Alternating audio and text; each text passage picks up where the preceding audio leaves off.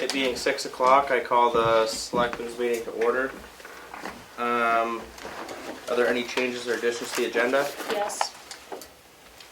We need a non-public at the end of the meeting under 91A:32A. I also need to add a non-public under RSA 91-A 32C. And I think that's it. The only edit is I noticed I had a typo on the agenda that was posted. The accounts payable was $315,513, and it should be 31, which is corrected in these agendas.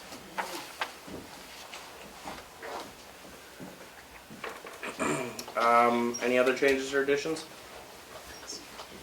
Hearing none, moving on to new business. Skip over department head reports for now. I'm going to move on to the TCNA update with June April. Sorry, excuse me. Thank you. Thank you. Yes, thank you for the time. As you recall, I hope we have a memorandum of understanding to build this addition for TCNA at our expense. And one of the conditions of that memorandum of understanding is periodic reports to the select board. So that's why I'm here. I'm not asking for any action tonight. It's just an update of where things are with our planning. And as you know, Carl is our able liaison and has been apprised of all of this. So I've given you a sheet. I'm going to cover 4 points. It says 5, but I misnumbered there. The building construction plans, a few unsettled issues, where the fundraising is in this schedule. So just on the building construction plans, you can see there, just, I don't want to read this, but the floor plan was approved. I have it with me if anybody needs to see it again. We have a site plan draft, which I have stapled to your sheet. And we talked to Richard Roberts about extending the parking back. There's apparently plenty of room to do that. The new parking will have 33 spaces versus 30 now. And that is not settled. We don't have an official engineering site survey plan yet, but when we do, we'll be talking with you all, or at least with Carl, about how much parking you want. You know, we offered to do all of that, which is excavation costs for us. But so we aren't going to like pave the whole thing, which we wouldn't do anyway because of runoff issues.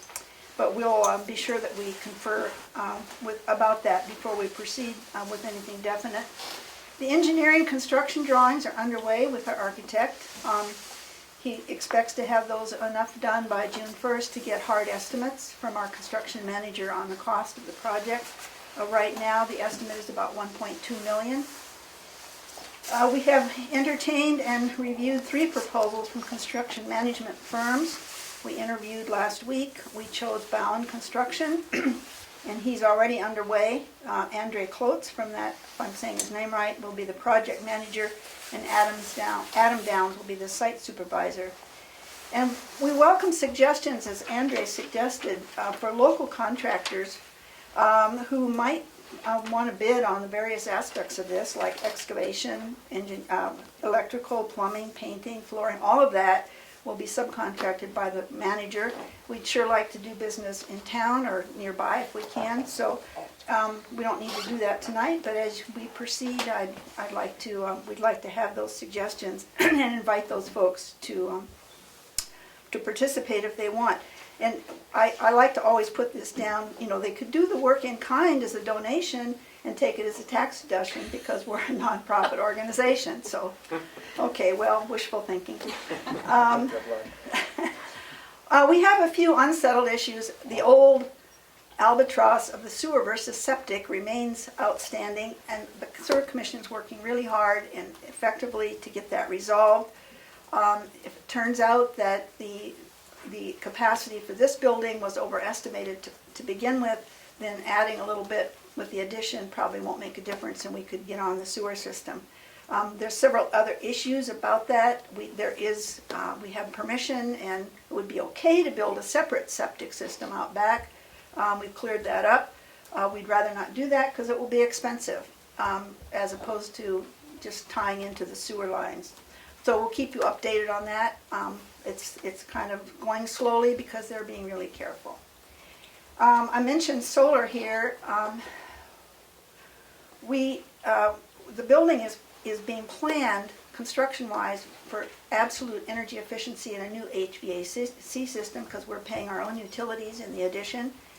And there might be the possibility of solar. The roof orientation isn't ideal in this direction, but we thought we would prepare for adding solar later, even after the building is finished perhaps, and perhaps the town would like to join in a grant to solarize the whole, that's a new verb, the whole building, not just the addition. But that's in the future, but it's something we should consider just to save money. As far as fundraising goes, we have submitted 2 grant applications, several more planned. It's always a shotgun approach, shoot it out there and hope something sticks. We have some private funding so far, $25,000 outright, a $100,000 gift that requires a match, a $50,000 pledge for the match, for that match. And we have $100,000 in past bequests and anonymous gifts for TCNA. So we have $275,000, a long way to go, but it's nice to have a little start. On the schedule, the site preparation and setup will start this summer, probably including some on-site storage of construction materials purchased in advance. The actual construction of the building we're aiming for March 2024, the spring. If you recall our memorandum of understanding, 75% of the funding is in hand by that time, and we can see our way to the rest of it. And our folks are estimating construction might take about 6 months. And, you know, it will be a little disruptive, but the end result, we hope, will be great. And I just want to mention my last 2 items here. It's important to consider what this is about. In 2022, last year, we kept statistics. The nurses handled 3,149 encounters. 877 patients were seen in the offices here. 640 house calls at all hours of the day and night. 1,632 telephone conversations. And many of these encounters, of course, were follow-ups. It's not that many people. It's just they call and they have to call back. But nevertheless, the number of unduplicated patients in that over 3,000 number is 380, and that's 14% of the Tamworth population presently. That's impressive. I mean, even to me. So, yeah, our funding solicitations are for a building, boring, but it's not just about building walls and rooms. Rather, it's providing a strong foundation for sustaining and building on 102 years of TCNA's compassionate care for the people of Tamworth. So that's where we are right now. We're making pitches for funding, working with our construction people. I'm happy to take any questions. I'll come back in a month or 2 with another update. And I should have brought a piggy bank to pass for donations, but I didn't do that. You have the site plan as well. Again, it's very rough. It's not that rough, but the gray part, the light gray, is the current layout with paving, and I think you can make sense of that on your own. It's just for your records, and it will change when we get the engineering site survey. It will change, but it looks pretty good in terms of arranging parking and handicap parking and increasing the number of spots, and having a good pull-up for dropping off patients. So, any questions? Great. None for me. Is there any questions? No. Good work. Perfect. Yeah. Thank you so much. Thanks for Thank the you. update. I like the new parking design. Yeah. It's gonna be. I mean, you're always banging into the cars in the middle there when you're Yep. backing out. So I do like how it's just going to be two two sides. rows. Yep. Yep. Nice. And we might go back further. I mean, thinking of barnstormers and everything we have back there, but we don't. You know, that's more money for us because we said we'd pay for parking. So we promised more parking spaces than we now have, and this design does that. Yep. But we'll see how the funding goes. Maybe we can extend it even. Maybe part of your campaign is you can have like a little plaque on each parking spot. Perfect. Somebody can buy a parking Well, we've spot. already talked about like Yeah. naming everything. You know, a brick, Yeah. A window. Thank you. Thank you for coming in Thanks, June. tonight. Yep. Moving on to the the recreation committee discussion. Okay, well, we are considering creating, or not creating, but maybe adding on to a committee that has worked in the past to update the information they have, and also to look at more of a strategic plan for a few years down the road, 4 or 5 years down the road. Let's see, where am I going with this? We would, oh yeah, it's part of the master plan, which there's one section of the master plan that deals with recreation in Tamworth, and there's really just one little half page that deals with the recreation department, and that's already outdated, and so we would be redoing that part of it, or asking the planning board to get involved with that, because that's their baby. And so then we would be looking for people to be on this committee. As I said, could be people that were on the committee before that did the research, and could be new people. And just take it from where we are and look forward.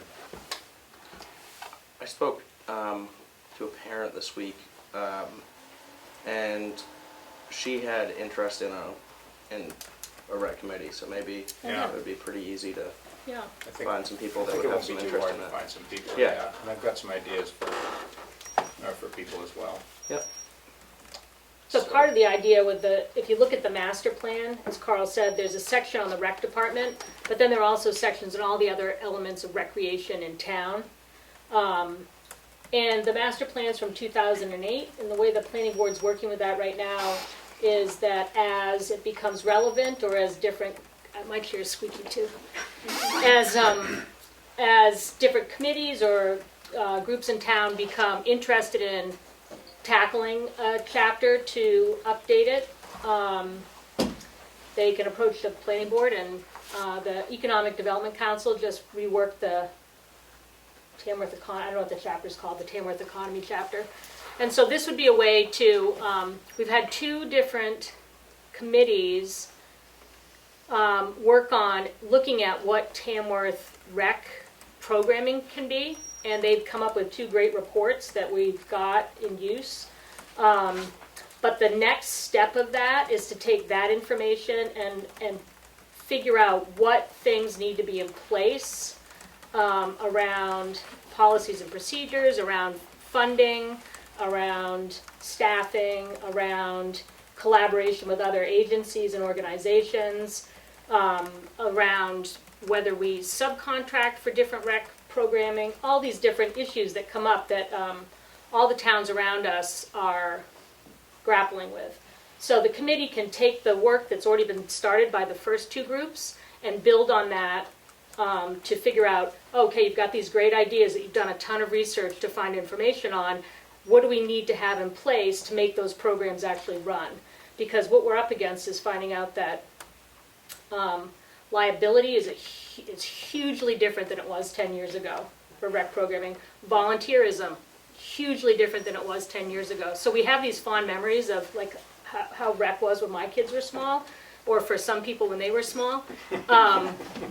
But there are things that have changed culturally, politically, socially that that impact whether we can still do things the way we always have. So this committee would be looking at that too, like what can we keep doing the way we always have? What tweaks do we need to make? What things are already being done by someone else so rec doesn't have to do them anymore? So it'd be great to get like a multi-generational group together, and hopefully some members of the past 2 committees will want to step forward along with some new people, and the difference this time will be that the rec director will be working on the committee too. So it won't just be something that's created to advise a board in finding a new rec director. It'll be the rec director working with it as well, so it helps shape the program. Should I make a motion to create such a committee? I think so. Okay, well, how large should we make this? Or could that come 3 to from 5 discussion? people? Yeah, Or how- 5 to 7? How big was, who was, anybody, Castle's on, who was on it last time? How many people were on it last time? Do you remember, Linda, or? Kelly was the head of it, I don't know. Yeah, The one before that, there was 5. 5? So if we said 5 to 7? Yeah. Yeah. But I just, Yep. Linda, Cook, I mean, you've had 2 committees, and this was a report from 2018. And I don't think that, all their work, I don't think it's gone anywhere. I mean, doing another committee, is it gonna go any further? I That's the mean, point of this committee, won't be doing the research that you did, I didn't do it. well, but that the previous committee did. This will be making actionable progress, seeing what, as Leanne so eloquently said, things have changed, even in the last 5 years, as far as liability and volunteerism and all the rest. And so this is just to make it work, not so much just to figure out what's wanted, but to actually make it work. Well, I mean, Yeah, the committee, I was on that committee, the last one, and The last one. it was primarily charged with putting up basically a format for a new rec director to follow. It didn't really go beyond that, and it was probably, not as well done as it could have been either. So, I mean, I think that this would be really worthwhile to do it again. Yes. I would suggest, 5 to 7 sounds good if you want multi-generational, but also give the committee a charge, a written charge for what they are supposed to accomplish, so they don't just have to figure it out. And that will be helpful. Yes, Linda? I mean, has this new rec person, does she have goals or anything? Like when you hired her, I asked this a couple weeks ago. Was she given a timeline, goals or anything? She's worked for 10 weeks and 400 hours and she's had one thing. I mean, I spoke with her last week for 2 hours at the townhouse. She has no plans for summer program, none for swimming lessons. And I said, well, what are you going to do all summer? How can you work 40 hours a week? And she said, well, I get a plan for fall. To me, the last 2 years for fall, we hired somebody from Wolfboro to run the soccer program.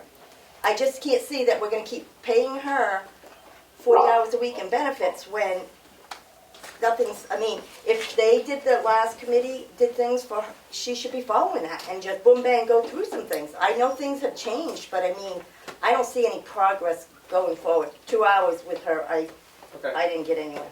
Thank you, Linda. Was there somebody on Zoom? Me, Shauna. If this committee were to be formed, I would love to be able to serve on it as a Tamworth parent. And I think I would be able to, or as a community, we could set up our long-term goals and kind of make a framework. And I think that's what you guys are looking for. So that's all I have. I would serve if needed. Thank you. Thank you. Shauna. Is there any? I just want to make a note for the minutes that Richard Doucette has joined us by Zoom. I got him. Okay. Thanks. Thank Richard, are you going to be included in votes? Sure, if you want. I should be there within 20 minutes. Okay. Thank you. Is there any other discussion? Excuse me. Did you make a motion? No, I didn't. Oh, No. So I think, so maybe the thing to do, like, point well taken, that maybe before we make a motion tonight, that we should Have some discussion and figure out what the charge is, so that we Yeah. have the actual charge being part of the motion, so that the committee is formed with that. So I think before we do that, we should, maybe Carl, you can meet with Shannon Yeah. and brainstorm that a little bit and bring it back. We don't have a meeting next week, but bring it back the week after. And then we can have the vote with that embedded in it. Okay. okay. Yeah. All I right. I'll talk to some other folks as well. And maybe we can even talk to Kelly, get her input. She was on one of the Yeah. Oh, yeah, rec committees. Yep. if she ever comes back. On the website, there's only the committee report from the 2 times ago. I can't Okay. They're find not Kelly's. both on it? I couldn't find Kelly's at all on it. Okay. It should be in the office somewhere, but I mean, that should be printed it so they don't have to go over the same work. Yeah, You yeah, know, absolutely. both of them, I mean. Yeah, they could definitely. I mean, they this could- one, there's 60 pages of it, there's a Yeah. lot of hours and work in that. Yeah, Yeah, they could definitely use both reports too. well, that's the launching place, the foundation. Yeah. Yeah. So. All right. Did you make a note of trying to find that, put it on the website, Oh, sure. the second report? Moving on to the transfer station improvement project, presented by Sanborn Head. I don't think Sanborn Head's here yet. Oh, think so okay. either. We will, all right, well, we're gonna move on to the administrative report. Okay. I did want to read something from Joanne Rainville. Just wanted to have this read out loud. Greetings, Select Board. I just want to give a hearty attaboy to Richard Roberts. Due to his keen observation skills, Richard saved the life of a resident who wandered into a snowfield and collapsed. He was suffering from severe hypothermia. We are so lucky to live in a town where our friends and neighbors truly matter to us and where we have such excellent town employees keeping our populace safe. Richard rocks. Thankfully, Joanne Rainbow. That'll go in his file, in Richard's file? Absolutely. Yeah. Other than that, I've just been holding down the fort this week. As you see in the signature file, lots of land use change taxes. I'm getting all the veterans PA 29s cleaned up. And that's pretty much all I have to say. The year-to-date cash used is $2,726,763.48. All right, Can I have the signature file? sure can. Yes, Linda? The cash used is that, but I mean, and usually, like last week, the administrative report was the account's balance. Is that the balance or the amount used year to date? Just every week, it's usually the account balance. I guess am I the one that usually You says usually say it, and it's on a But little it's under sticky pad in administrative here. report, Yeah. and it's just, Here's the I don't see the little sticky that Elaine, That's what the accounts payable is, which is in the signature file that you guys have to sign off on. That's the Right. sticky she normally writes, but This is the year-to-date. cash used. You're looking for the account balance? Is that's that- usually Yeah. on the agenda. Under admin report. I think that's the number that Keats normally reads off.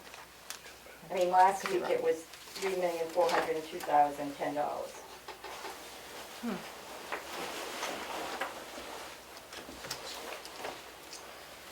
I just typed in what Because this is just the accounts payable. yeah. I don't know, I'll have to check back on that, because Well, without my finance manager here, I'm not sure. we will definitely make sure we have that next meeting. Okay, so account balance for Linda. Yep.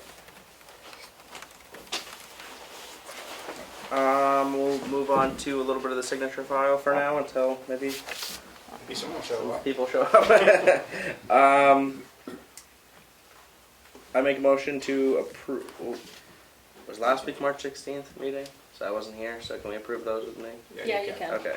I make a motion to approve the. Oh yeah, I was in part of the meeting anyway. You I make a were. motion to approve the select board meeting minutes for March 16th, 2023. Second. Any discussion? Roll call vote. Barry, yes? Prentice, yes. Roberts, yes. 3 yes, 0 no. Is Richard voting? Oh, sorry, Richard. Didn't mean to. So, You said yes? 4 yes, 0 no. Yes. Somebody's waiting. Oh, is somebody looking to It's, talk? it's Linda. Eldridge. Hi, Linda. Oh, okay. I make a motion to approve the non-public select board meeting minutes for March 16th, 2023. Second. Roll call vote. Bear, yes. Prentice, yes. Roberts, yes. Doucette, yes. 4 yes, 0 no. We already appointed the deputy. Yep, this is Yeah, just we in the just So signature file do now. I need a motion to sign No. it or no? I make a motion to approve the abatement for map 212, lot 17, in the amount of $1,699.56. Second. Roll call vote. Bear, yes. Prentice, yes. Roberts, yes.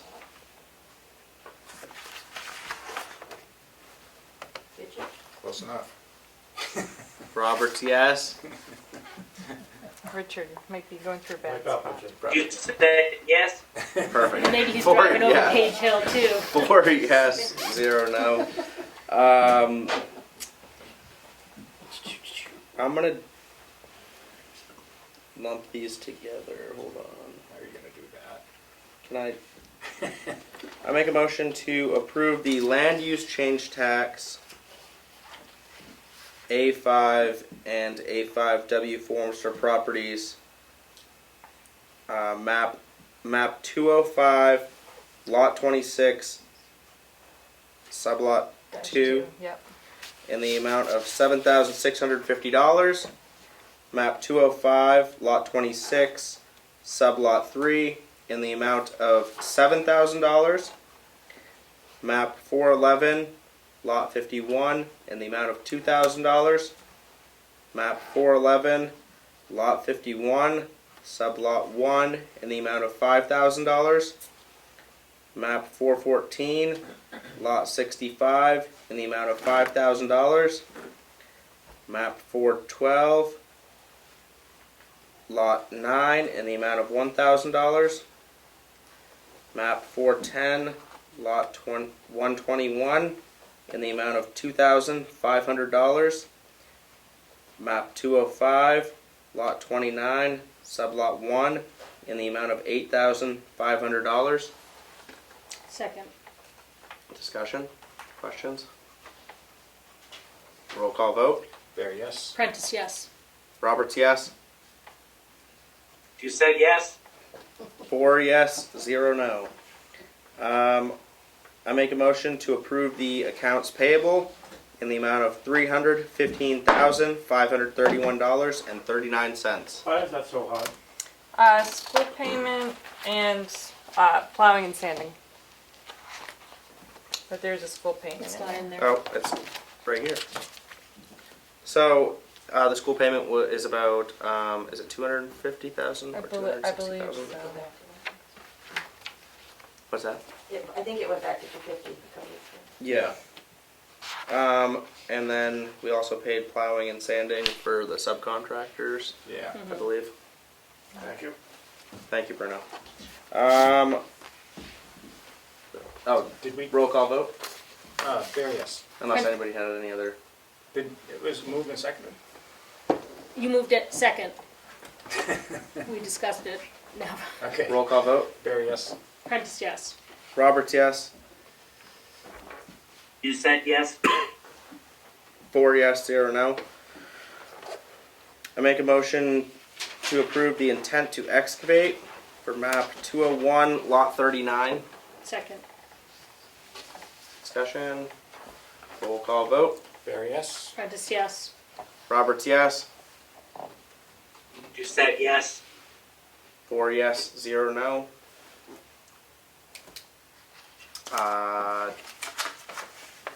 Select board update. I didn't have any scheduled meetings, but I did meet with the recreation director and for discussions a couple of times. We had planning board last night, and one of the things that got brought up there by Pat Farley, who's the Lakes Region Planning Commission commissioner, one of them, is that this coming Monday night at 6 o'clock at Hobbs is the regional Lakes Region Planning Commissioners meeting. and they are inviting all town select board and planning board members to come. They're having presentations. I forwarded you the email with the specifics, and I don't remember who the presenters are, but they have to do with affordable housing, housing in general in the region, as well as grant funding. Somebody from the northern border is going to be there, so I know that we've brought them up a couple of times, so it's a good chance to meet these people. There's also someone who is speaking about public septic, sewer, and water systems. So it seems like these are all timely things for us to be being there, meeting people, and hearing about. So the trick is, though, today is the cutoff date for the RSVPs. So I need to call Pat after the meeting and tell her if any other select board members are going at Hobbs. When is that? 6 o'clock Monday. Oh, that's a sewer commission meeting. Oh, maybe the whole sewer commission should go there. Leanne, I'll be there. Okay, thanks, Richard. I'm going too, so I mean, we can always report back.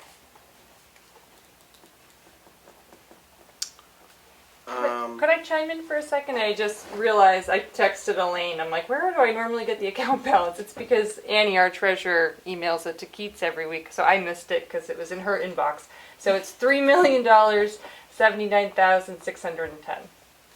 3,000,000. 079 Yes. 610. Yes. Thank you. Thank you. Thank you. My turn?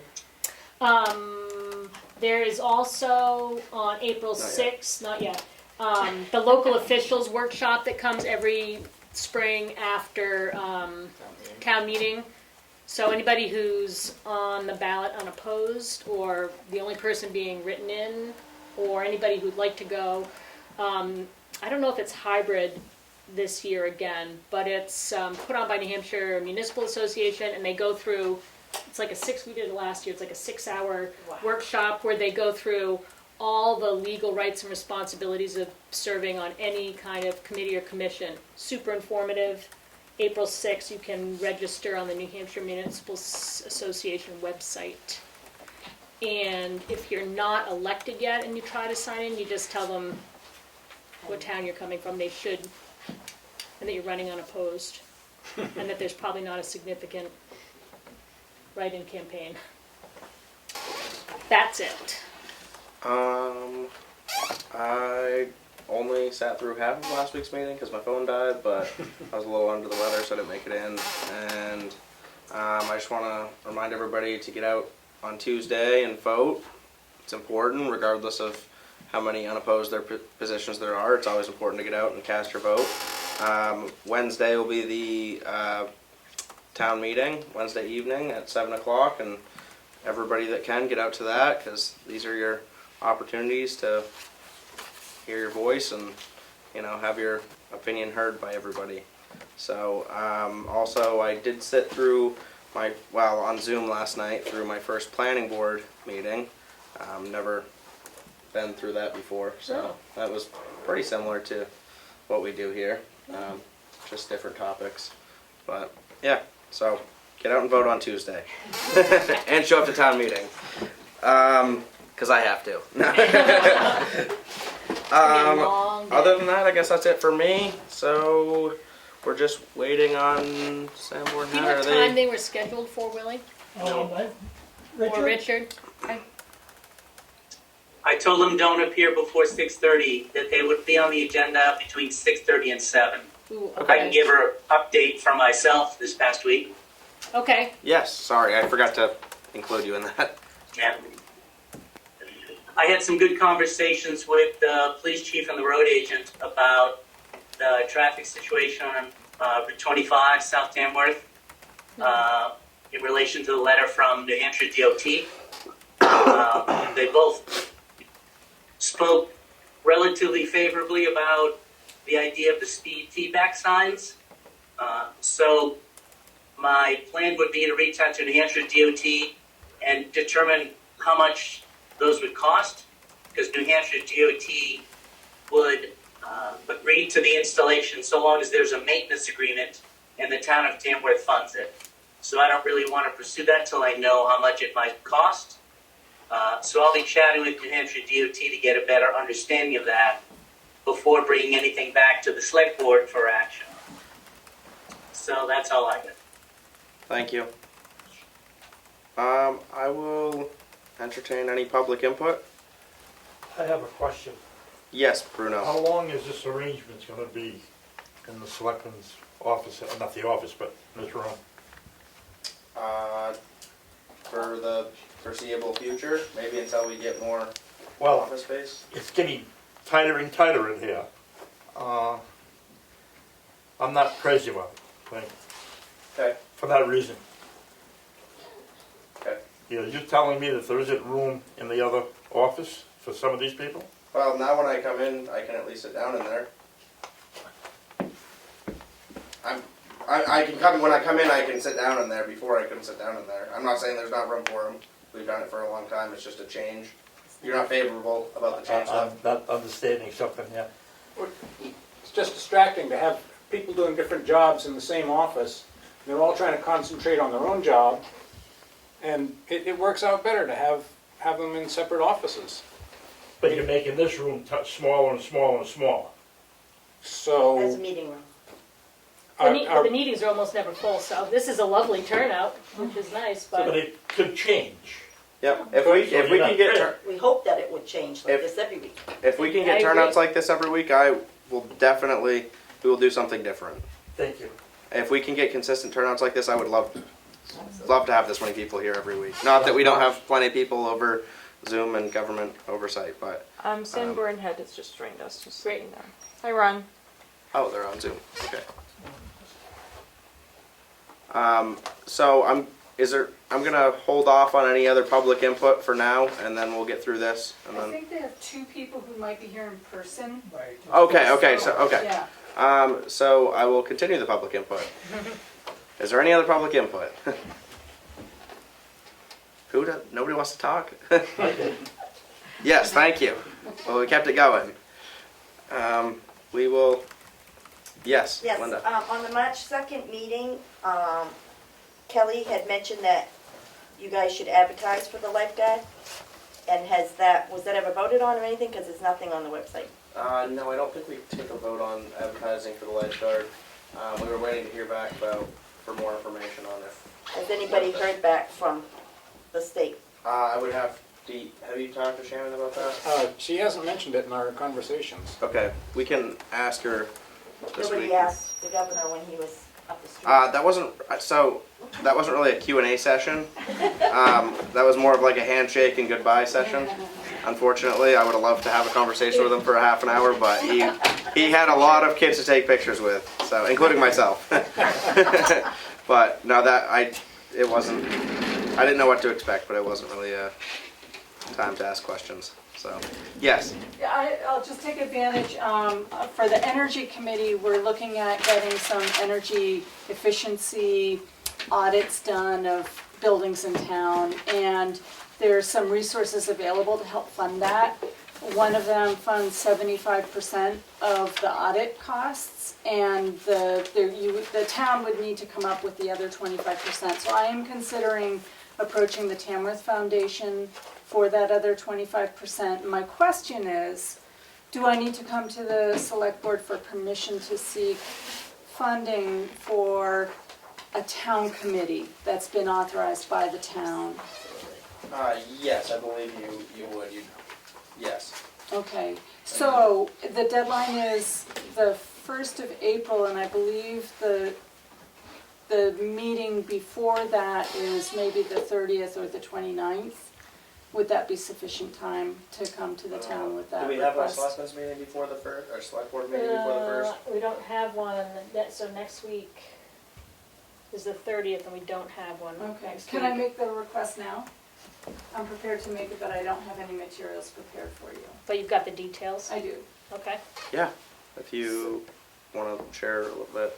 Yeah, so the proposal is to do an energy audit of the school, which is preparing to do an upgrade of their HVAC system. And the idea is to do a review of the building envelope and any other energy efficiency opportunities that might be available before the sizing of the HVAC system, in order to make sure that they're right sizing that and they're not spending more money than they need to be spending on the HVAC upgrades. The cost of that is probably going to be $8,000 to $9,000.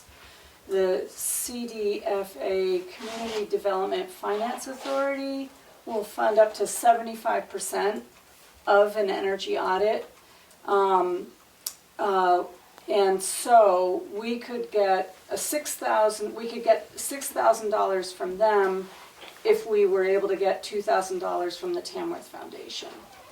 And so that's my proposal, that we basically budget for an $8,000 energy audit for the school, which would include looking at their heating systems and their building envelope and their roof and their windows and everything about the school and their energy profile, how much they consume, how much money could be saved by different initiatives that could be done with lighting and different things, and that's about what that costs. The rough estimates that I've gotten so far is it's $8,000 to $9,000. So that's my request, is can I go to the Tamworth Foundation with a request for $2,000 to provide the 25% matching cost for the CDFA grant proposal.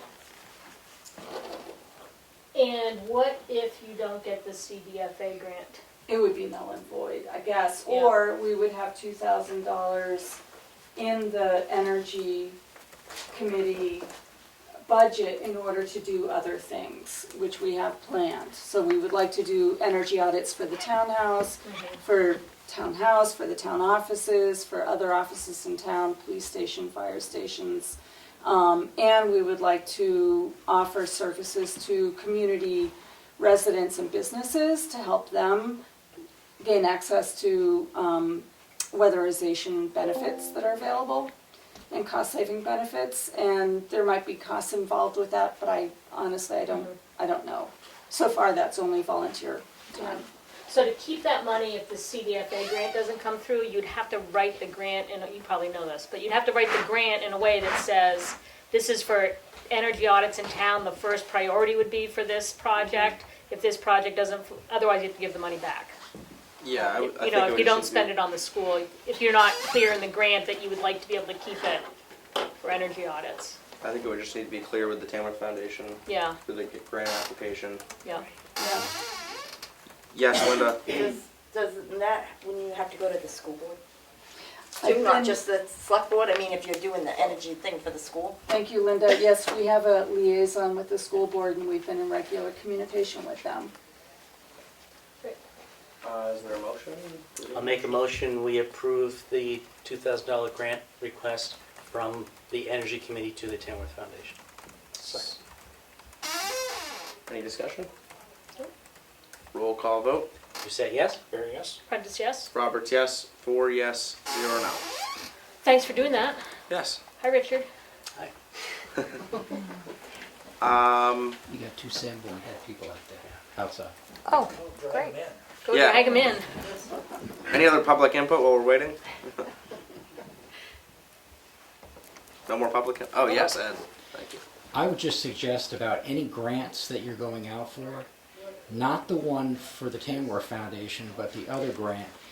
People should be bringing in the grant assurances that you know you're going to be signing on for before you go for the grant. I never hear anybody talking about the assurances. They really should be listed for you. A few years ago, you got caught because you got a grant to put sidewalks in and then didn't know that you had to, by the grant assurances, remove the snow, and you weren't prepared for that. So I'm just saying, make sure you get your grant assurances before you sign on to grants. Thank you. Yes. On to Sanborn Head. How are we going to do this? Well, and we don't know where our easel is. We found that out last night, that it must have gotten moved when We've got you with these. This is the last thing we're going to talk about. So. Wonder why everything got thrown away or shoved out of the room. Are you real quick? I think I don't know Lily where can be else- our human easel. I don't know where else you would have put it. My colleague just used the restroom, so it's right in.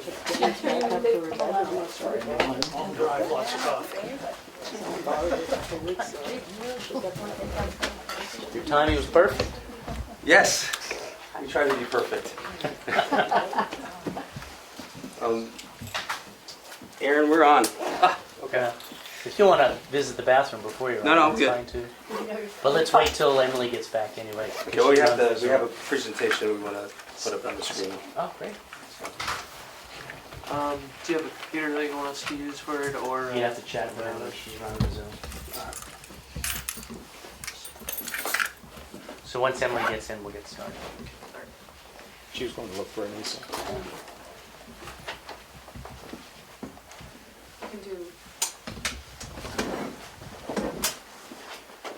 So I'll do a little intro. I think we have Ron also Yep. Runs online. Yep.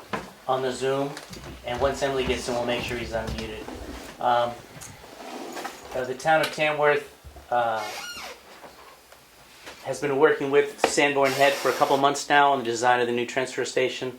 We have Ron St. Michel on Zoom, project manager with Sanborn Head, Aaron Wilker from Sanborn Head, project manager, and Eric Steinhauser, senior VP. They've been at it for a couple of months now, and they've gathered some data and some traffic observations. For those people that were at the transfer station back in mid-January, might have seen some people watching, because they did a full day of data gathering at the transfer station to see what everybody did for one whole day.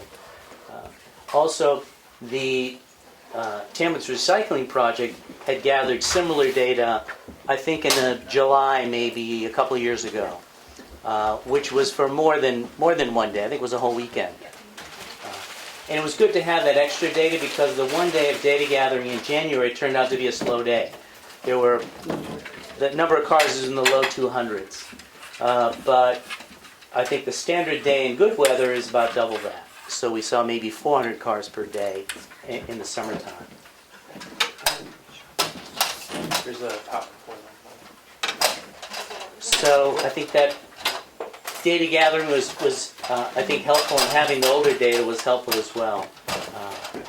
So Sanborn Head's been looking at, number of people using the facility, how many of them recycle, what's the percent of recycling that will grow over time, hopefully. I know the state of New Hampshire has some very urgent desires for people to recycle more, because the landfill space is disappearing. And then looking at population data, et cetera, to see how do you size the facility, which is what it comes down to. So I'm going to turn it over to Sanborn Head and Associates.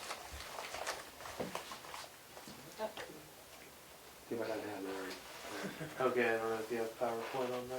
Not anything. I can use my laptop, but. Okay.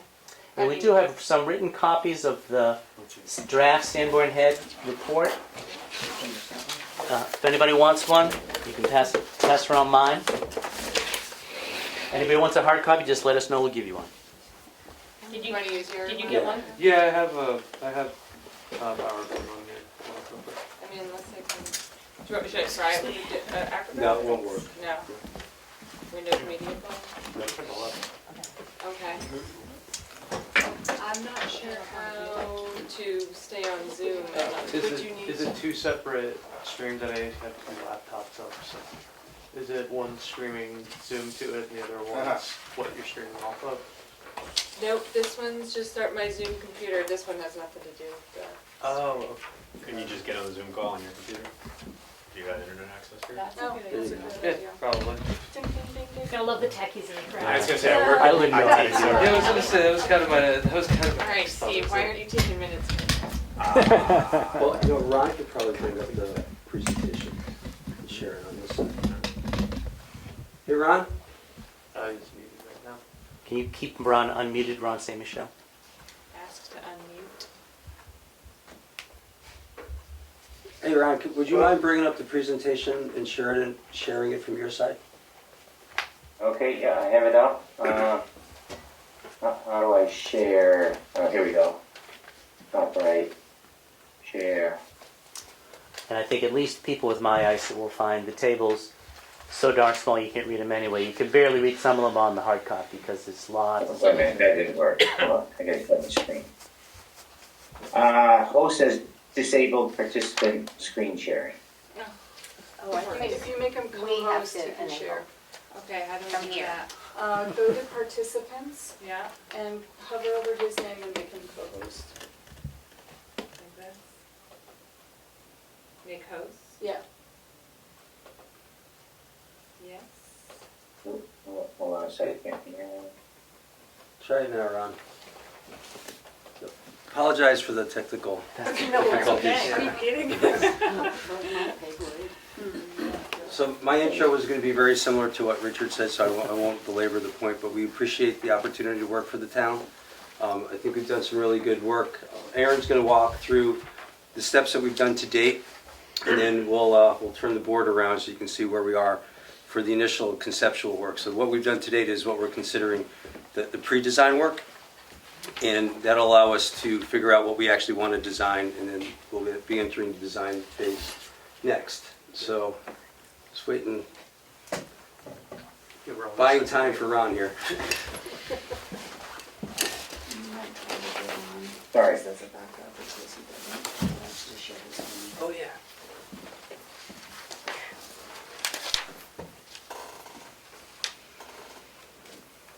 And I wonder if that bigger TV screen is still in the planning board budget. I think it is. I think it is. But you know what they cut when we cut the 5%? They cut the moving the wiring to move that one over there, so we'd have two screens. So you'd still lose the Zoom if you're doing a presentation. In response to Ron's request earlier. But you'd be able to see fine print Yeah. on a whatever size it is.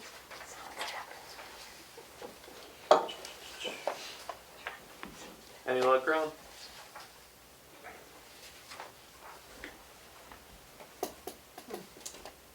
Are you waiting for me to do something? Yeah, share your screen. Share your screen. Oh, I thought I shared it. I hit share. Hold on. You're focusing on the presenter right now. Is there another? Oh, is that might there be another keyboard? Hold on. Down under Linda. Well, for the Wi-Fi password. Oh, Wi-Fi password. Where was Your that? screen. If not, Emily, do you know what the Wi-Fi password me. is for here? Yeah, it's the phone number, 603-323-7525. 323-7525. Yeah, should be it. Magic, something happened. Yeah, there we go. All right. Yay. All right. So go to presentation mode, please.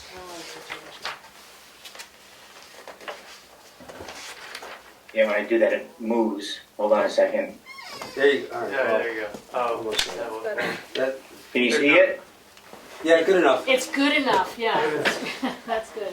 All right. So Aaron Wilker he's been involved in every detail, so it's best that he show off his work. Good evening, everybody. So my name's Aaron Wilker with Sanford and Associates. Just coming today to provide an update and kind of an overview of where we are with our transfer station studies. If you want to go ahead and change slides there, Ron.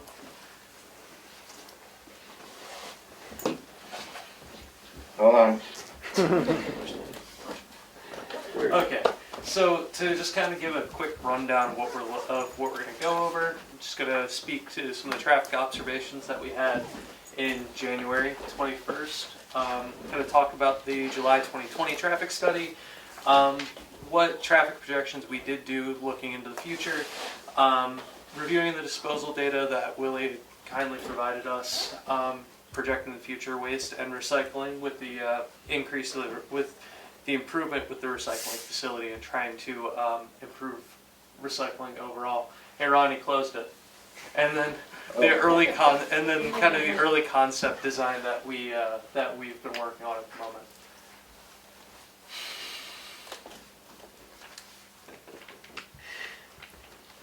ask him to share his screen again. I think he doesn't know. Yeah, Ron, could you share your screen again? Yeah, I apologize. I'm trying. It moves the. What you had was fine, just share something. Yeah, hold on one second. You got too many screens. Technology is a blessing and a curse. Yeah, exactly. Well, it's tough when you're not a technology native. Perfect. All right, we're back. Actually, that's the better one. My kids are Okay. still All right. use stuff all the time now. All right, go ahead. And like I said, early stages of the conceptual design. Here we go. Oh, Perfect. good.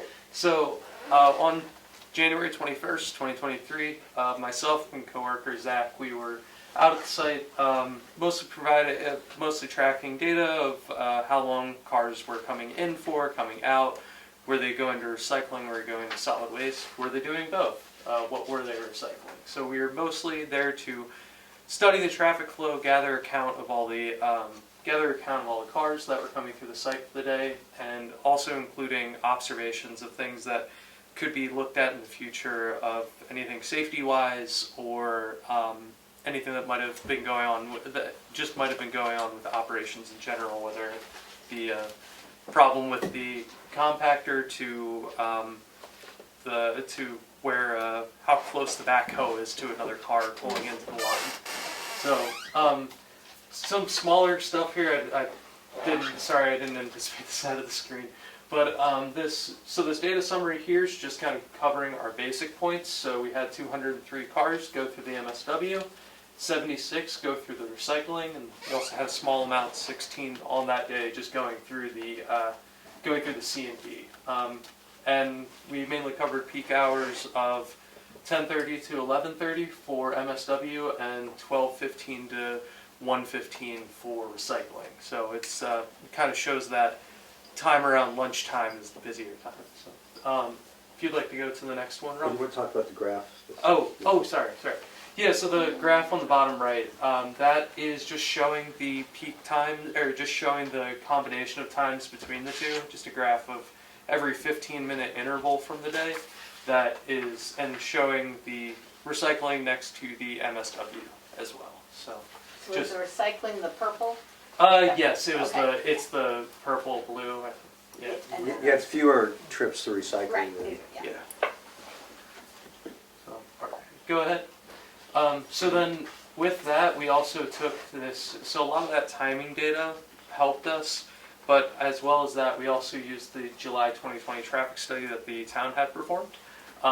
With that, we mainly looked at what our peak times, what the average vehicle per hour were, and then we used that going forward for the traffic projections. This is also working in with population projections that we had initially overestimated. I know Richard sent us out something today going over newer data that New Hampshire had actually put together. But so with the future vehicle traffic, we were accounting for both a straight line projection increase, a steady increase over time for the population of the town, as well as a larger jump in seasonal traffic for around the summertime, as well as other considerations of outer lying communities that might also be interested in coming to the future transfer station. So again, these two tables are talking to our traffic count. So we have the data from January listed, but then we have the higher numbers that are listed from the Wednesday, Saturday, and Sunday from July 2020. Bringing us to an average, and that overall helps us calculate a peaking factor, which will bring about saying at what time of the day or where along the lines can you find that highest point that you're going to find the most cars sitting in line, and would we also be able to fill that in with the with where we might consider setting up a queue line for somebody to come through the stop. Quick. So if we want to go ahead on to the next slide, Ron. Thank you. So with that, we also come along with the disposal data review. So we took the data that Willie provided us and sorted through for the MSW, C&D, and recyclables for the last 3 years.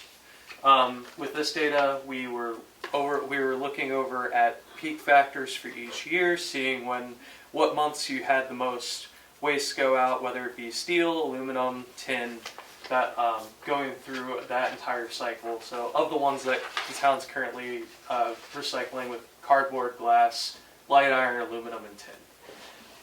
Through using that, we took a 3-year average over the 3 years for the population, and then looking at each individual month over the last 3 years and creating an average out of that. We did that instead of following up just going for peak of all 3 years of just looking and saying which was the highest number. We took an average just to kind of temper that line and not overshoot our estimate and what we were going to design later on. So, if you want to go ahead and flip to the next one, Ron. So with that data developed, we also used the EPA data that was reported in 2020 for 2018's recycling and MSW and disposal rates. With that data, we were able to develop the addition of plastics and additional mixed paper and old newspaper included into the cycle. We were able to kind of approximate how much of that would come out of the waste stream. So starting with that, we were mainly the tables listed here.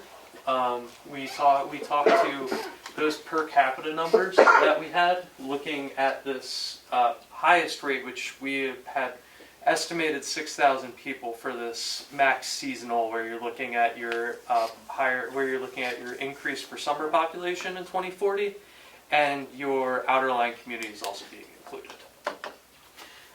We look at these per capita generation rates that we developed on the previous table. We found looking through this data that we have about an 88% to 12% MSW to recycling rate for the town at this point.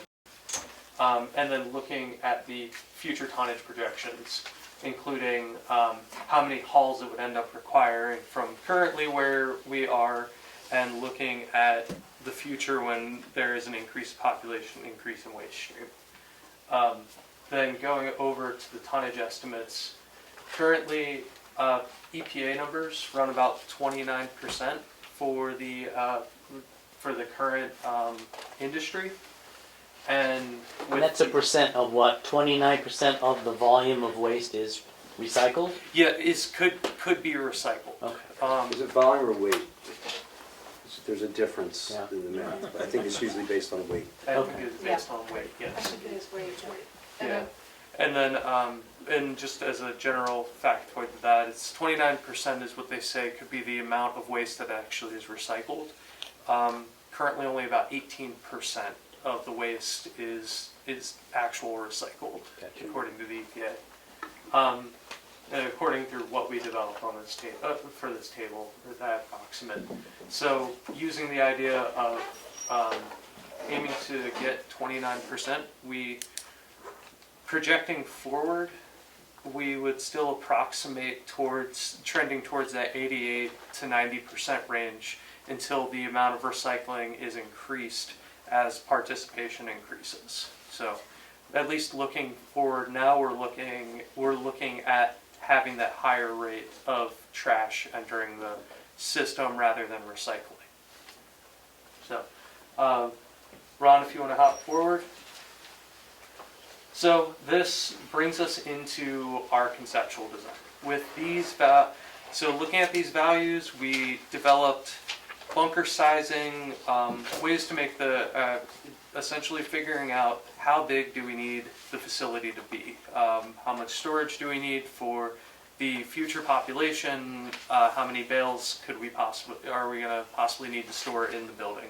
So meeting things that the town has asked us to look at, and also taking into account anything from pedestrian safety through through also making sure that the operations can work effectively. If you see Saturday and Sunday as your busiest days, we want to make sure that, you know, Glenn and Alan can be there helping you guys, while then on off days they can make sure that everything on the back side of the operations is being done as well to help you guys.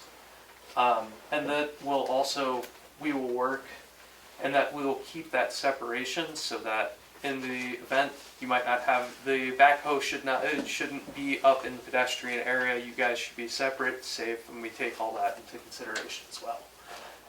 Additionally, to help out the town with weighing and keeping their numbers up, we'd also look into having a truck scale as well to organize pickups and drop-offs for the entire site, from C&D to just taking off site for recyclables and things like that. So with that, we developed our first conceptual plan. So, excuse me, Emily, we have a PDF of this as well. So Oh yeah, if you want to Ron, share could you that. switch to the PDF? Oh, hold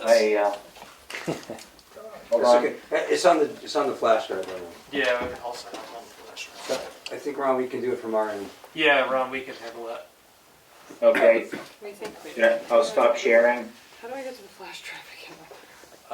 Probably hit the file. Yeah.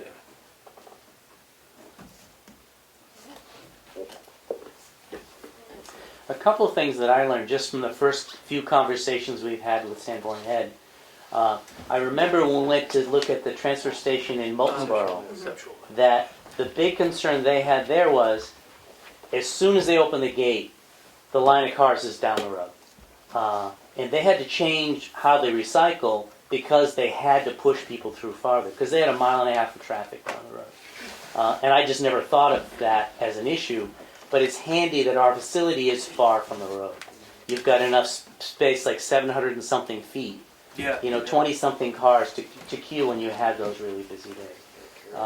So that, I thought, was an interesting factor. We're lucky that the facility is farther from the road.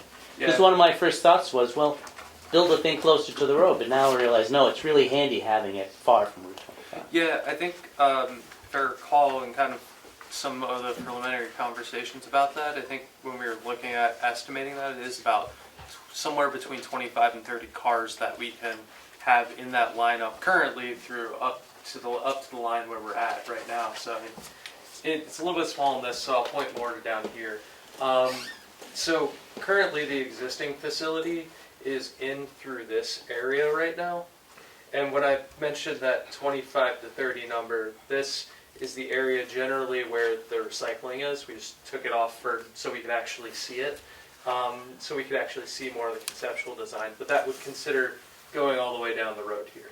So that's approximately where we were at with that. So right now, overall, it's, like I said, this is still a preliminary design. There are other certain things that we have to consider. But we've included a truck scale up here. And as I said, this general idea of trying to keep the site operations themselves separate from the public's use. You'd consider having a traffic line that comes up, queues on this side, and we do pull-in parking across at the station itself, to where you would come out, and all of your recycling bunkers with your MSW would all be within a line with each other.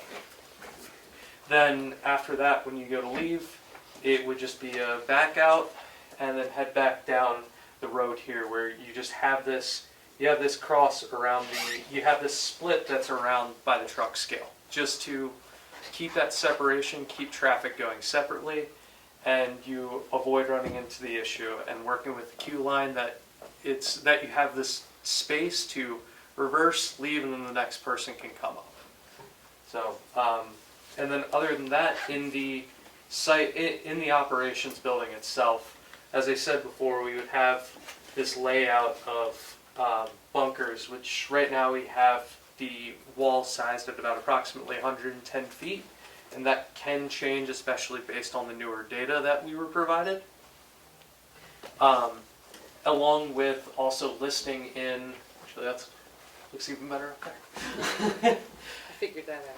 Then we could also have space for 2 vertical balers. And then in the event that the dual ram horizontal baler happens, we can also have, we can also adjust for that, as well as including the glass pulverizer and bale storage. I know you spoke to, we wanted to look at about 60% of that total bale storage. Right now this is designed to do the 100% and actually a little bit over at the moment. If we look back, doing some quick calculations with the new values that you had, we only drop off about 10 or 15 bales from where we had from the future ones. But that's, I just wanted to put mention to that. And then from there we have, like I said, we have our compactor actually with a 3-sided hopper for the MSW. So rather than just having the one side to come up and push in, you can have people come around onto the sides as well, throw into the hopper as well. Can you just be pointing to things? Oh, This I'm looks sorry. like a bunch of rectangles. I'm trying to figure out where you're going with I'm this. sorry, so That'd be great. yeah, so up here is where I was talking about the bale storage, Yeah. the interior for the site operations. My apologies for that with That's the okay. recycling storage. Before you move off of that, just to be clear, so the boxes here, So I pull in my car into one of those you little would park boxes. in one of these boxes here. Yeah. Sorry, I should have So explained it that way. you park, you take your stuff out, all your stuff comes out, and you go to whichever bunker or the waste, which we'll point out in a second. Okay. We have a dedicated, for plastics, paper, and there's one spare. Right? Engineers is always 1 + 1. Right? Yeah. So we have, in case you get more than one material gets bigger or whatever. Sure. So we have that. The OCC is the cardboard, Mm-hmm. and that's a little bit bigger because that's usually a lot more volume to deal with. Yep. So that width here, that 110 feet, independent of your population will be the same because we need those bunkers. The bunkers have to be of a certain size so we can get a machine in there to get the stuff out to put into the balers. Right? So there's a practical, whether you're designing for one person or a million person, that bunker has to be at least that big. To fit the All bunker. right. So a 600 person change in population isn't going to change the width of the building. What would change maybe is how many bales we want to store. So the dark boxes, that's the stacks of bales, right? And you're not going to stack them more than 3 high because it gets dangerous. It probably violates the fire code, but we haven't quite got there yet. In the 2 smaller boxes, those are the vertical balers, so that's where the material will go in and make the bale, come out, and get stacked. As a commodity, that would be in your papers are here, your plastics are here. You don't bale glass, right? You pulverize that, and it's a different way that goes out. So you have those commodities there. They're bigger boxes, the glass pulverizer, and that material will get handled differently. So that 90-foot distance here might vary, and that's where he was talking about maybe 10 to 15 feet. Maybe we don't want to change it, maybe we do. That's part of the design process, right? There is some cost savings for construction, but it's not like a 50% change in the building. Then moving to the right, this 24-foot dimension, that's where the municipal waste would go. So that's the 3-sided hopper, so we can all get around there, dump our waste into the hopper, goes into the compactor, that gets compacted, goes out the back of the building so we can go out to a can, and then get shipped out. So the back of this, where that E is in wetland, that's not the building, that's just, it's lower down, it's a retaining wall on the right side. The cans can get stacked there so that waste the cans get filled, can be moved outside, a new empty can goes in, and then those goes out as it needs to for disposal. Tracking so far? Yes. All right. And then to the right of that is I'm sorry. Yeah, I just have a quick question. So, do you move down as you recycle different stuff, or say you park all the way to the left, you walk 120 feet to get rid of your MSW? Yes. Yep. Sweet. So you some exercise. Work out I was going to say you can get your steps in. Aim for the middle spot. So depending on people might have a bag of this and a bag of that they can carry. Some people might have a lot of bags and they're going back and forth to their car. Yep. What's nice about this, and we talked a little bit about backing up, the traffic is you pull in, you do all your work, you're close to the building, you're not in the middle of other traffic. You get back into your car or truck, back up, and then leave. So we don't have people walking. Well, would from, you back into the spot so the back of your car was You closer could. to the building? You could, if you're Then you wouldn't have to comfortable go doing behind your car to get your Yeah. stuff out. And that. walk You it could do around. that. But there's no drive around, Not The way- not for typical not for us. pedestrian. Yeah, yeah. All stays above the building. Yep. If I may add, Yeah, Yeah, go ahead, you Mike. know, Ron? yeah, we have a similar, in theory, we have a similar type arrangement, and some people back in, some people drive in, so it depends on the person. Yes. How big is that building on that design? So it's 110 feet where you have all your commodities, right? So there's a spare and then all the different things, and then that's 110 feet. Then another 24 feet for the waste hopper, and then we have another 24 feet, which was I was just about to get to. That's where the scale attendant would be, the office for the people on site, and a restroom for their use. So there's like an office. It's like 158 this way, and how far is it going back the other way? So about 90 feet. But there's a lot of, it's not completely, Right, so it's 90, the left part, that long rectangle is a loading dock, so the commodities that you're gonna send out, you can back up the tractor trailer, you load up into the back of the tractor trailer, off that loading dock, and they drive out. So when we zoom out, we'll kind of show the traffic circling on that. I got a question real quick. Yes. Was the thought of doing pull-through for the MSW considered as opposed to having to stop and back up? Sure, so pull-throughs are done at some places, and the benefit of that, it's undercover, it's one at a time, it's very controlled. The bad part about that is only one car goes in at a time. And so if someone's taking a long time, you could back up a lot. Here, you can have a whole number of people grab their waste, dump, and then leave. We're not holding up a bunch of other people in the queue. When you did, oh, sorry. No, I was When you did the traffic study, I mean, was there a lot of times when there was multiple cars use it, like throwing away MSW at a time? I mean, typically from my observations when I was out there, it was a lot of, it was usually one car would pull up on the inside, one car would pull up on the outside, and they would hop out, and then you'd have the rest of the line behind them. So that was usually how, when I know this would obviously increase that rate doing the pull-in, but yeah, it was usually about 2 cars at a time. Recycling, you got 3, I think at most I saw was 4, and it was because it finally got backed up past where the recycling was, and I think just one other person hopped out and just ran up and did it real quick. So that was the biggest, that's the biggest thing. So these places can be pretty social. So someone might be in the dumping inside, chatting with whoever, having a good time, and just not really being as nice to the people that are like, come on, I want to get out of here, kind of thing. So there are places that have that. It just stacks people up more. We're just trying to be conscious of getting people in and out, making it as easy as possible. It's a little bit more costly to put everything under cover. So we're trying to balance cost, time efficiency, in site efficiency. We have a limited site to do things. So, and then it's also another traffic circle we got to make. Yes. Yeah, I was just wondering about traffic flow, so both outside and inside. Sure, What's inside, like as far, you mentioned cans, is it just like dolly containers or Okay, something that moves things around? so like this big box over there, to me anything that holds waste is going to be a can. Cans come in 10 yards, 20 yards, 40 yards, right? This is the industry term, can.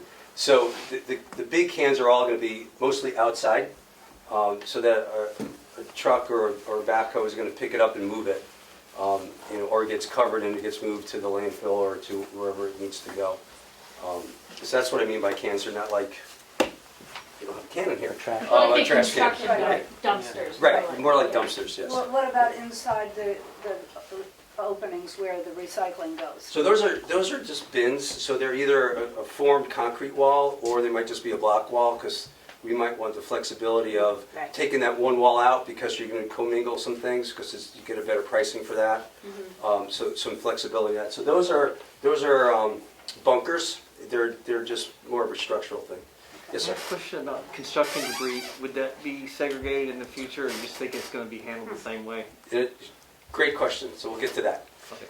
So if you can zoom out just a little bit. There's another set of boxes out here. These ones. That's perfect. Yeah, so if you can point those out up there.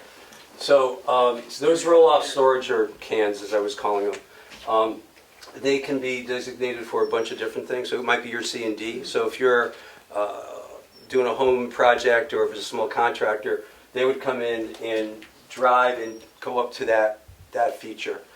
That we call it a Z-wall. There's the retaining wall. So on our side of that wall, you'd be at whatever grade, and you can drop into the can. But there's a 10-foot or so drop, so they'd all be fenced off. And then a pickup or whatever picks up that can would drive on the other side, bring a new one in, take the old one out. So it could be the construction debris, it could be tires, it could be whatever other commodities or waste you're handling there. Scrap metal, anything like that. Yeah. Right. Yes. Right now, we recycle a lot of other things like televisions, electronics, clothing. Do you have an idea about where those would go? That's a great question. We were talking about this just the other day. So those would go in a different kind of receptacle, typically a fully closed, like a Connex box or another kind of trailer. We haven't located those exactly yet because of traffic movement. But yeah, those would go likely out of the way. There are other boxes because we want to not prevent people from getting the other materials. But typically what we've seen is like the electronics are in a different trailer of a size, and you would just, there might be stairs you get in there, or somehow slide them into that trailer so they're protected from the weather. Or the textiles, or just being a different type of box, if you will. We haven't located that specifically yet. But excellent question. And so if you can zoom out just a little bit more. So where these things get put in space is a big issue, because where we're going to have we're going to have cars, trucks, tractor trailers. So we got to make sure everybody can move around the site. We have a wetland down here that's going to get redelineated, so this area isn't exactly there, and that's our team partner will be doing that soon.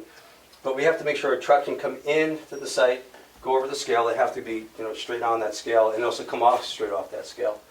So they come in empty or full, get weighed, and then go all the way around and come back and get weighed out again, right? So as they come around, they might be backing up into this loading dock. So we've already gone through the initial planning of these big trucks making these loops, backing up in and out. Right. And the same thing with vehicles. So we have another drawing with lots of lines that would just be like spaghetti to look at, to make sure are we having conflicts? Are we running over wetlands? Are we running into buildings? To make sure things work. That's part of the process. So we actually had to slide the scale back a little bit, because we were seeing that the truck was not coming off the scale as it's needed to, because we have to make sure all that works. With this, Have you sorry. thought about line of sight from the attendant to the scale? Great question. If you want to get a job with us. So we've been kind of playing where this office goes, right? And that's why the scale attendant gets the best windows, so they can see out. So we've been talking about how, and we'll be talking with the town more about how does the payment work for people going over the scales. We talked about putting the attendant shed out here, which gets in the way of traffic. It's another feature to heat, and so all these other things. And we talked about moving that building from the right side when you look at the page to the left side, but that gets in the way of the cans. So this is our initial concept, and then we're throwing stones at it, like you are, which we appreciate, to see if it makes sense to move something else. If you move that there, then we have to move something else there to see how it can work out. So we're looking at that. There's also remote monitoring you can do between the scale and the attendant, so they can have a camera. It's pretty easy to set that up with a communication device and whatever. So. One thing I recall in Molten Borough is they found the intercom system between the building and people pulling up to the scale was crucial for them, so they didn't have to spend a lot of time to go out there and talk to people. They could just do it from where they were in the building. Yeah, when you pull over the scales at Bird Quarries up in East Conway, you just sit in the truck, you just press a button, talk to them, they scale you in, you go back out, press a button, your slip gets printed out right there, you take off. So And there's costs and benefits to all that, so we have to weigh all that stuff out in this. But we're trying to get the base layout first to make sure things can flow, and how big can we make things and then adjust from there. So like if, for example, I'm just thinking off the top of my head, if we were to move those offices to the other side, we might be able to move the building a little bit further to the right, and then, but we haven't gotten that quite that far yet. And one thing I think to point out for the select board is this building has all the bells and whistles, and there's 2 vertical balers, 1 horizontal, a glass pulverizer, et cetera, et cetera. If we don't get the EPA funding, I think there's a good chance the building's going to get smaller, or there'll just be less equipment in it, because some of those things are not in the budget. So getting some early read from whether it's the EPA or the Northern Border Regional Commission, that's going to some extent drive the design, or at least what's in it. And some of those things may have to wait for years until there's other different funding sources. In that regard, at least you'd have the place to put it. Yeah. You just, building for the future. And one thing we have to think about too is so their population estimate was, in the summertime, 20 years from now, maybe there's 6,000 people. And that didn't seem crazy at the time, but if you look at the state's projections for the town's population, it's really pretty flat, even out to 2040, which making population projections it's almost an impossible task anyway. But we really need to think about, is 5,000 or 4,000 a better number? The only reason I care is because it means a bigger building, and a bigger building costs more to run than a smaller building. But it sounds like you need pretty much all that curb length anyway, pretty much. So it might change the depth a little. And if you get too... Hey, Richard, Yeah. if I might, in terms of the size of the building, I don't know if we can make it any bigger. In terms of increased population, it just may mean your operations, you may need to bail more often, or maybe down in the future, you may have to bail on a weekend day. So your operations might change at that point. Yeah. One thing I do know from our conversations with Moulton Borough, and was it Guilford? The other one we went to? Was they kept saying, get the biggest building you can get. The building in Moulton Borough it's like your garage. It's so small. It's so tight. They have to do so many things outside they'd rather do in the building. Even Guilford, which is new, they said it was too small as soon as they got there. It's really tight to move around, to move the bales around, to do the baling.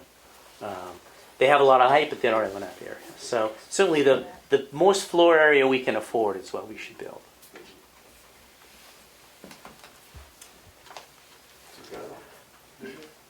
So we'll probably have you folks back again in a month or 2 with more detailed design, some alternatives, and we'll let people know when that's going to happen. Yeah. So things that are coming up for us is we're working with another consultant to get an updated survey so we can actually do a much better hard design of what we have, get the wetlands situated, and once we get the building nailed down in terms of its location, then we'll do the drilling for the foundation designs, and then we can get the structurals and architectural parts going. But it's a process, and it's a step process to go. And remind us, are we going to see some different options to be able to react to them and give feedback as a community, or what's the process for that? So great question. So most of our interactions we have at least twice monthly meetings with the transfer station group. So we present all these things to them first and get their input. And then as we need to, we'll come up here. And that group will report to the select board more frequently than you. Yeah. Yes. So, and if we have drawings to share, then they can share them. I mean, they're yours. You're paying for it. So. And we probably would have a meeting just like this, and we, the public would look at the design alternative. Yeah. So, the big things is, what's the general layout? And there's really we can't make it too much different in terms of the floor space, right, for the reasons we just talked about. But the actual, and the location can't change too much because we have to be able to get vehicles around the outside. So it's really, you know, maybe more of the architectural, what it looks like on the outside. There's, could be a lot more discussion. You know, is it blue, is it green, is it red? You know, is it gabled, is it, you know, double hung windows, whatever, you know, that's down the line. That's more what people are gonna see. And for some of our clients, that's a really big deal, what it looks like aesthetically, because you don't want to go to the dump, right? You want to go to a nice, you're paying a lot of money for this, let's make it look nice, right? Glenn doesn't like it, but still pay But the general layout won't differ appreciably from this. I mean, But it did sound like you had some, like, you know, are there offices on this side or on that side? That's an Right, yeah. appreciable difference. right, and that will have to be figured out before we do a lot of the other hard design, because once we set that, we're going to chisel that into a block of granite, and then we're going to go from there. But yeah, so you'll get a chance to say, yeah, we want the skeleton in here, we want him there. And once we have that set, then, you know, if you want the skeleton to have a 2x2 office or a 20x20 office, then we can work all that stuff out at that point. But in general, this is what it's going to look like, which, you know, maybe a piece of furniture moved over here. Maybe those can slide over to the left a little bit, but it's not like we're going to have a whole different lookout, because there's only so much we can do on the site. And then I'm gonna shut up, but You can go all night, I'm there's fine. no excavation in this. We haven't run that yet because I don't have the latest topo, but there will be some earth movement. I don't know if it's a net cut, a net fill. But like blasting into. I don't expect blasting, because I don't think we're thinking rock would be that deep, but we won't know till we do the drilling. Okay. And then I can tell you for sure what we would expect. But and then if we can avoid it by foundation design, we would do the best we can. We want the project to go the most economically way possible. So, but we haven't. We have some grades out here, but we haven't. We haven't calculated what the volumes of soil and needs would be, or what the cut would be yet. Is this getting designed up in Revit or some other 3D CAD? We do it in AutoCAD Civil 3D. Okay. Is there going to be like any kind of traffic studies done on the 3D models once they're... So we do the traffic turning stuff. Yeah, we do that Already now. 2D? Yep. Yeah. So the program, I don't know what the program is called, but we actually put in the model truck Yeah. and we drive it. Sure. Vehicle tracking, it's a feature that's in it. The old one's called Auto. So. Okay. So is there any like efficiency studies in the averaging numbers that you have over the people that are hitting recycling versus general waste versus construction debris, and how many stops, starts, turns, and whatnot they're going to have to take? No, we don't do that kind of model. Okay. Two questions here. Everyone's There's so many questions, yeah. You gotta start spinning fast. Yeah, Linda's. So this conceptual design is for the 4.5 million plan, right? You mean talking dollars? Yes. We haven't priced this yet, so I don't know what this costs. So we're trying to figure out what your data shows that you need to do for what you want to accomplish. And as Richard said, once we get set on what the designs are and what it's going to look like, then we can start pricing it. Where did we get the $4.5 million cost from? Yeah. That the EPA grant is based on a larger building with everything in it, and that was like $4 million or something. But Yeah, if I may, we prepared that cost estimate for the EPA grant in January, way before we got to this point. So we will need to update that estimate soon, based on what we have. Up or down? And then again. Yes. I don't know. I don't know. I thought your estimate was pretty high to start with, so I hope it's down. Well, back on the meeting of February 2nd, Willie shared the estimate cost of $4,526,000. And Sanborn was told to go big because that's what the EPA grant dictates. Now, is this the go big design, or is this the one that we might be able to afford? It's about the same size. The MSW building is actually smaller now, and the office is smaller. But the recycling building, we nailed that pretty good on the first go around. So should come down a little bit, but as we get in here and show more detail, it's like, oh, okay, we need to add a concrete pad outside the MSW building. There's a few things that get added, that we didn't realize first time around. So we'll see. Yeah, so we're not designing to a price, we're designing to fit the needs in the projections. And then once we start pricing it, then we can value engineer out like the walls between the bins. So maybe they're not poured concrete reinforced walls, maybe they're just concrete blocks, right? Suit the same purpose, but at a fraction of the cost. So once we get into that part of the process, we will start seeing where we can shimmy things out to still get the functionality. So first thing to do is functionality and what fits on the site. And then we'll figure out what. And like Richard said, you might not be buying all the equipment. You buy what you need to get by, and then over time you buy more stuff. Or find So new we've been stuff. having twice monthly calls with Sanborn Head. It's been Willie, myself, and Keats. And I think it would be good to have another member of the select board there. We've tried not to make any decisions because the decisions need to be made here. But it still would be good to have another select board member on those Zoom meetings. It's every other Wednesday, I think, in the afternoon. And the date and the time can change. But I think going forward, I would appreciate having another person in the room. But I mean, at that February 2nd meeting, I know you guys weren't here, but the select board was. I mean, didn't Willie say that it was gonna be, like, the building could be 5 times as big if we got that grant? No. Nobody said 5 times. I don't. Was it 3 times then? I can It's think not of in the minutes, but I mean, if you go back on Ed's tape, I can No. guarantee you, it was huge. It was bigger than the original conceptual design Yeah. that was done X years ago. It was bigger than that, yes. This is very different than the conceptual design. Not that there's anything wrong with that. I'm just saying. What I remember the talk of, and there might have been the size conversation, but I don't remember that. What I remember the increase, like what we could afford if we had this EPA grant was more about what's inside the building. Like instead of getting 1 baler of this size, we're getting 2 vertical and 1 horizontal. Like I don't know what that means even. This but- says 3 balers, and I'd be surprised if we ended up with 3 But balers. it was talking about 'cause the that's a lot of money. equipment and the kind of the bells and whistles to make it work at some maximum capacity. That's what I remember about the increased cost. I don't remember the size conversation. So we know how much material we're going to be putting through the transfer station roughly, like of each material. We'll know eventually how much the project is going to cost. We know how big the building is. We know how many square feet of pavement there are going to be, how much concrete there's going to be. We know exactly what size the scale is going to be.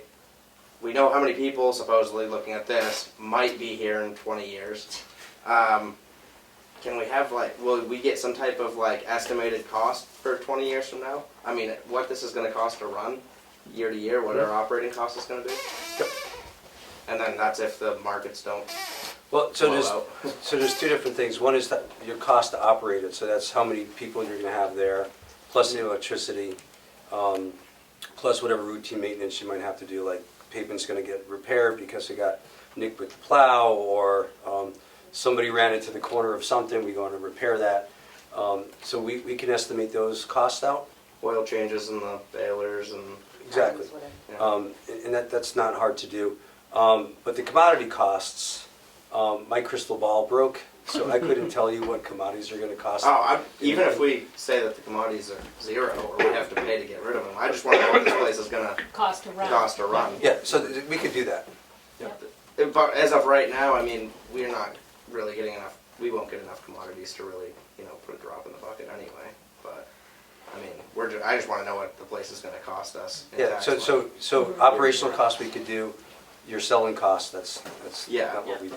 I don't care. That's not going to make a difference to me anyway, unless they start paying $1 million a ton for something. Yeah, that would be great. That would change businesses. Yes. It's not only what you get for your commodity price, it's what you don't have to spend to transport that material to the landfill and pay the tipping fee. Because that's expensive right now. It's $404.04 every time they pull a can out. Yeah, but we know right now what our cost is to ship all of our stuff. Right. So if we took that off of our operating cost right now, we know what our operating cost is now. I want to see what the estimate is once we have this. And you're gonna truck the recyclables anyway. So, yeah, no matter what goes in, it has to be trucked out. Well, yeah, but they might pay on top of trucking. Yeah. So, I mean, whatever positive you get, you also got to add the negative off of your MSW that you wouldn't be hauling. It's the future, it's not today. Super hope easy you're right. question. Well, Can we have a copy of that slide without the contours? Without the Without the contours. contours, can you Yeah. take that layer off? Yeah. That'd be great. I can't, he can. Hey. My Yeah. squirrel brain is like, whoo, overwhelmed. These conceptual designs aren't in this paperwork, No, right? we just came up with those. Can they be put like on the website or something so everybody can see that, like people on Zoom and everything else? I mean, if it's, Sure. if those Yeah, can I just do be set. I would recommend that be put on the TSIC Yeah. page with Sure. a transfer station. Then it's accessible. Yeah, just because it's not in this paperwork. Right? And we just received it, but give the board a chance to look at it We might want first. to add something to change or something. Can I ask my question? Is there a place for, are we talking about composting or mulch or anything like that? Well, that had come up last time Kelly reported. She said that that was part of the plan. So, I there's wouldn't not say a it's part of the spot- plan, but it's been discussed. Oh, okay. She kind of made it sound like It might we're be doing more it. of like the swap shop idea, which would be physically removed from this. It's hard to say if food composting will be a municipal project or part of what the Tamworth Recycling Project would do. So the compost thing is a great thing, right? A lot of people do it at home. Some people don't want to do it at home because they can't. We would have to decide how big an area you want to do, and that's a whole nother operation to make it work right, because it's got to be turned or somehow managed, so there's another management cost to that.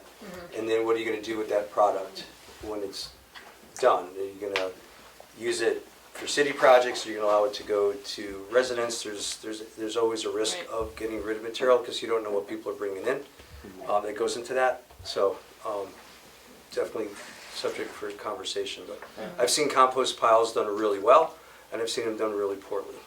Yeah, on the idea of other kinds of recycling, would there be room in the office or somewhere for the small types of recycling like light bulbs and lithium batteries and things like that, that can't just be sitting outside, really? Is there enough They room can in make the provisions office for or that. There might somewhere? be something that gets dropped off in a smaller box by the office, and then every day they take that into somewhere inside if there's a separate larger one, so But you I'm get enough to thinking- get off. I'm thinking of places, I've seen recycling places where they've had like 15 to 20 different bins of different things that they will then save up till a point where they can recycle them. And it would be nice to have the flexibility, the space to be able to do that. I'm just talking about small bins or a box for your fluorescent bulbs that would stand on the floor. And that's a great idea. A person could put the initial material in one spot, and then the site workers would need to move that periodically inside until they get enough of it. Someplace that they could go in. Yeah, is so what I'm there's suggesting. probably room into the building that it can go get stored until you have enough to make it worthwhile to get off. So it's just deciding how much stuff you can actually store of all these. Hopefully everything that we produce can get recycled somehow. How much does that have to get separated out, and how much are you going to generate? Eventually, we won't have fluorescent bulbs. It's just to have a space for things Yeah. like that, I would think. Yep. Yeah. The chipping operation will continue somewhere on this plan as well? Like, would that be more convenient somewhere else, or? We didn't talk about that. That's not contemplated on this plan. Gotcha. That would. That's off the end of the current site, so we need to figure out would that continue. So I don't know. We probably should, I'm not sure how much it's used, whether we should continue, we have never talked about it. We should chat with Glenn about that as well. It's a big discussion that has to happen. I mean, it's very useful to a number of residents that don't have property, but it also is a cost to the town. When people come in, they don't pay extra to leave their brush or anything else. and our crew has to chip it and deal with it. Yeah. You know, so I mean, you want to keep doing it, maybe there's got to be some compensation for those that bring in brush. It's like bringing in C&D. That bring in C&D, whatever you bring in. There are other places that do accept brush and things like that. I mean, you have to pay. That's the, you know, Well, once nobody you- likes to pay. If you have scales, make them pay so much a pound, you know. Yeah, Well, could do that. but that's a discussion in the future Yeah, operation could of do the facility, is how far you want to go down that road. Mhm. I mean, you can do, the sky's the limit in what you can do, it's what you can afford to do, and not charge the regular taxpayers extra money to deal with everybody else's stuff.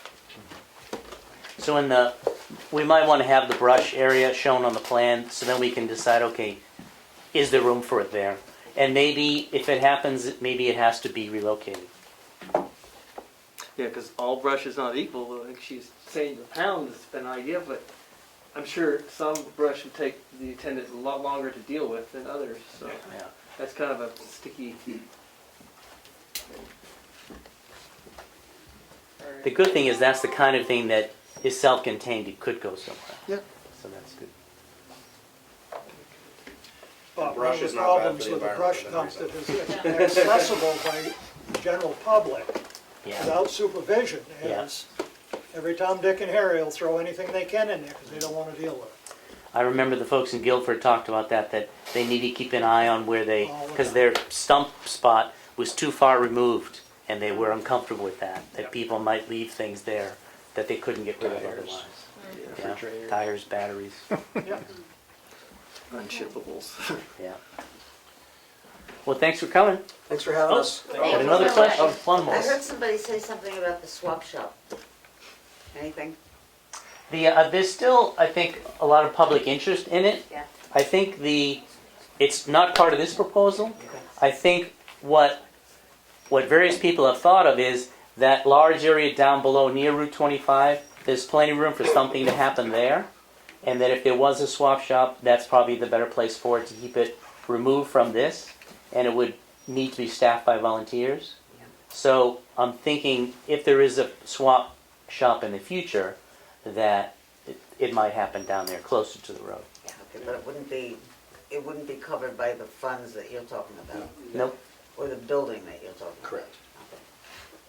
But I think there's a lot of interest in it. Great. Anything else? Unless we're here to answer your questions, so. Thank you so Thanks much. for coming. Thank you for coming in today. Thanks for having us. Thank you. All right, I think we've gotten through the rest of the agenda. We'll have to reschedule Chief Volker from the fire department, but You know what? I wonder if we got disconnected on. Oh, are we still on Zoom? Yeah, we are. Great. So we're just going to non-public. yes. No other public input from anybody, right? No? Okay. Just thank you. Thank you for coming in. I make a motion to go into non-public under RSA 91-A:32A, Section 1, and RSA 91-A:32C, Section 2. Second. Aaron, with the thumb guy, Roll call vote. Sorry about that. Non-public roll call vote. did you say yes? There, yes. Prentice, yes. Roberts, yes. 4 yes, 0 no. We are now in non-public at 7:48 p.m. I make a motion to come out of non-public at 25 p.m. Minutes are not sealed. Second. Roll call vote. Did you say yes? There, yes. Prentice, yes. Roberts, yes. 4 yes, 0 no. Motion to adjourn at 8:26. Thanks for coming. Who seconded that last motion? I did. Okay.